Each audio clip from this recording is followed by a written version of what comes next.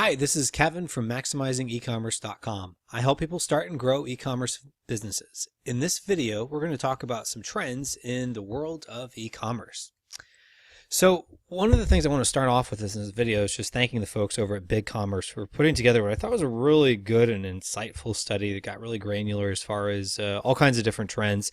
And I'm going to highlight just a few of them. And before I even get into some of the trends that kind of stuck out to me, I thought one of the biggest ones was really just what I think reiterates in my mind what the future of the retail businesses and the revolution that's going on right now is that e-commerce is growing 43% year over year, yet 46% of small businesses in America do not have a website. So people are going more and more and more to buying online versus buying in stores. And I think this a lot of the data that they had supports that view. And before I get into their data, I mean, just think about like in general how retail is going right now. So it seems like every time I turn on the news or I look in the online to see the news, there's constantly another story about a chain that's either closing down or closing down stores, because the brick and mortar world is less and less people are going to a brick and mortar store. More and more people are going online. That's the general direction that people are going.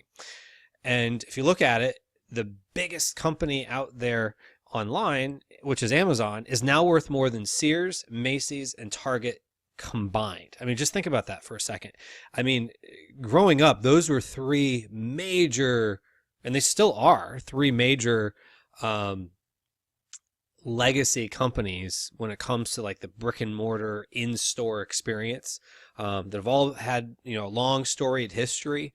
But nowadays, a company that was just started back in the mid 90s is now worth more than all of them. So it's kind of crazy when you think about that. So how do people prefer to shop nowadays? Well, now the majority of Americans, 51%, have said that they prefer to shop online as opposed to shopping in store. And going a little more granular by generation, 56% of Gen Xers prefer to shop online and 67% of millennials prefer to shop online. And in this particular study, they were defining Gen Xers as basically 35 to 49 years old, and those that are millennials as 18 to 34. So, and then baby boomers, they were referring to as 50 to about 69, and then seniors 69 and up. So what about time spent shopping online? So millennials and Gen Xers spend 6 hours per week shopping online. Now think about that for a second. Think about the investment of time that millennials and Gen Xers are spending online. It's essentially a part-time job almost, 6 hours a week. So if you think about it, people are going, online because of the convenience and the fact that you get a lot of comparisons and things of that nature, but they're spending that much time. It's almost becoming almost entertainment going online to shop. If they're spending 6 hours a week.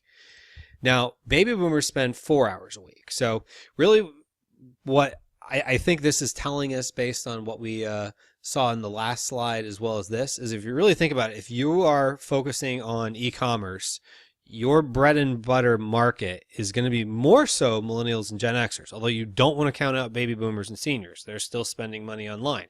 In fact, seniors still spend 2.5 hours a week online. I mean, that's pretty big. Think about growing up, it was like, people always joke that their, grandma couldn't figure out how to use the VCR or something like that. Those days are over. I mean, seniors are very savvy with technology, especially when it comes to at least being able to purchase online.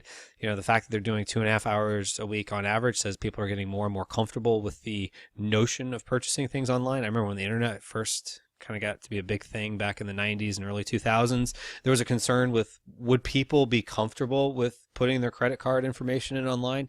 I don't think that's really a concern anymore. It's more just as long as there's enough trust factors that the credit card's going to a reputable place, and a reputable company that's going to deliver on what it is that's being sold, people are willing to put in their credit cards.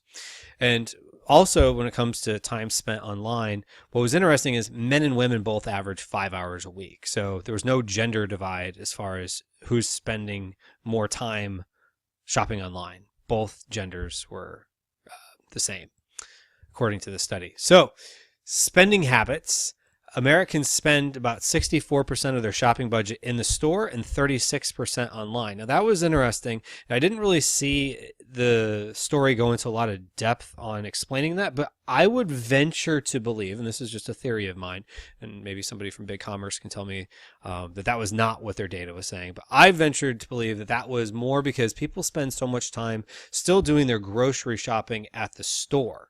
But I think we're starting to see a little bit of a move away from that with the Blue Aprons and I'm trying to think of some other examples of basically, the companies that, ship you food to your door, or, we'll use Omaha Steaks. There's all kinds of different companies that you can get food shipped to you, and there's different services now as well that will ship you your groceries.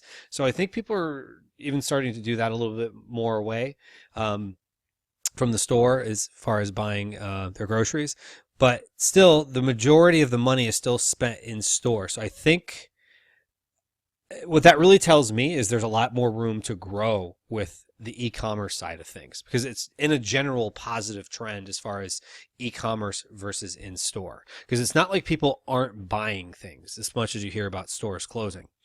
Now, shoppers have spent the most with e-commerce marketplaces, which would be like Amazon, eBay, Etsy, something along those lines, followed by major brands. And the major brands would be brands that are both online and offline. And they gave the example of Nordstrom or Best Buy, where people are spending more of their money online with the marketplaces than they are the major brands. So that means the marketplaces themselves are now becoming the major brands when it comes to selling online, or people making their purchases online, I should say.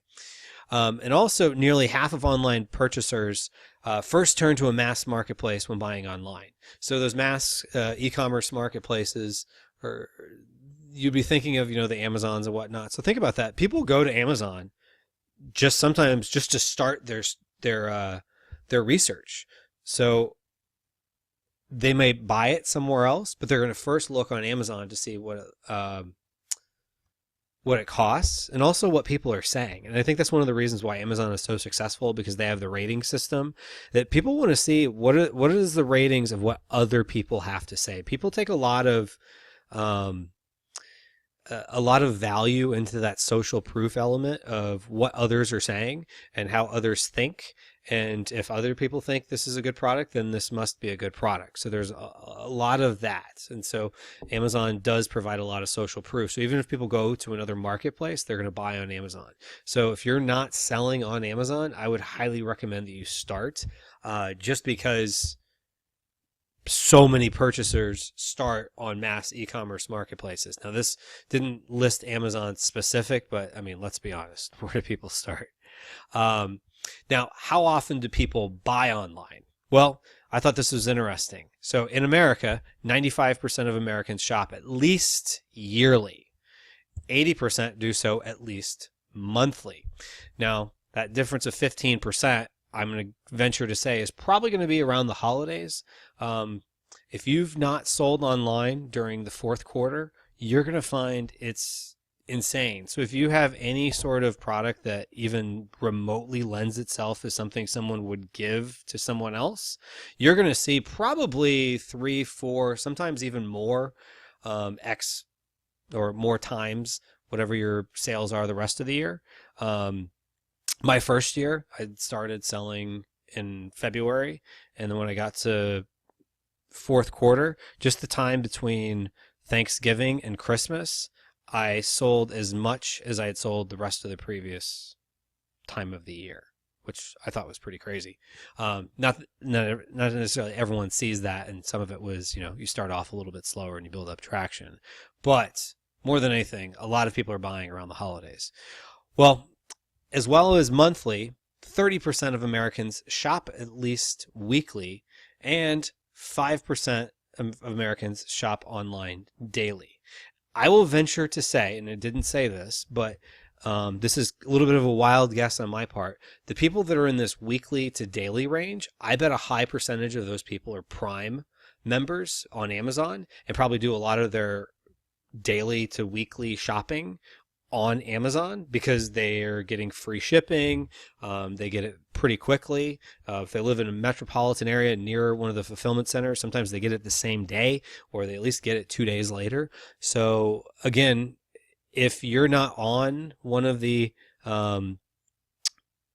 e-commerce marketplaces like Amazon or eBay, I would highly recommend that you at least get on there, at least test it out if you have your own store. And if you're thinking of starting, the marketplaces, I truly believe are a great place to start. And that wasn't necessarily data that was in the in this particular study, but I kind of took that from it. Now, how do people feel about shopping online? Well, 40% of online shoppers say they couldn't live without online shopping, which is pretty a pretty bold statement to think that, I remember growing up, nobody bought anything online because most of my childhood I didn't even know what the internet was. Millennials, Gen X, and baby boomers are twice as likely as seniors to say they couldn't live without online shopping, 43% to 20%. Now, that's pretty interesting. Now, you kind of, based on what we saw in some of the previous slides, you can understand that Gen X and millennials would feel that way, but baby boomers, who, many of which they were probably in their 30s and 40s, if not even later, before they even started, getting online and hearing about the internet. But they're now to a point, it is so accustomed to them that they say they can't live without it. And as far as online shoppers, they're nearly twice as likely to say they couldn't live without online shopping as they could without streaming music, which would be 40 to 21%. Or dating apps, it's even a higher variable of 40% to 8%. So people that shop online, 40% couldn't live without online shopping versus 8% of people couldn't live with online dating apps. It just tells you how much people are going online.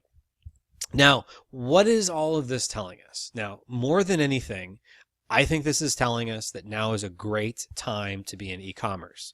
Now, you might be saying to yourself, well, I'm thinking about getting started, but it seems like maybe it's just too saturated. I don't necessarily agree. I think there's always going to be opportunity out there. And I think that as much as people are taking their dollars and voting more and more, so to speak, that they would prefer to vote on, or not to vote, but to shop online as opposed to going into the store. And you're seeing that more and more with what people's preferences are, and seeing with brick and mortar stores more and more closing down. This is really telling us that people are going more and more online. So there's a bit of a saying that if you want shade, the best time to have planted a tree was 20 years ago. And that's what Jeff Bezos did when he built Amazon. He basically was building a tree. Now, that doesn't mean that if you didn't build a tree or plant a tree 20 years ago that you're too late to the party.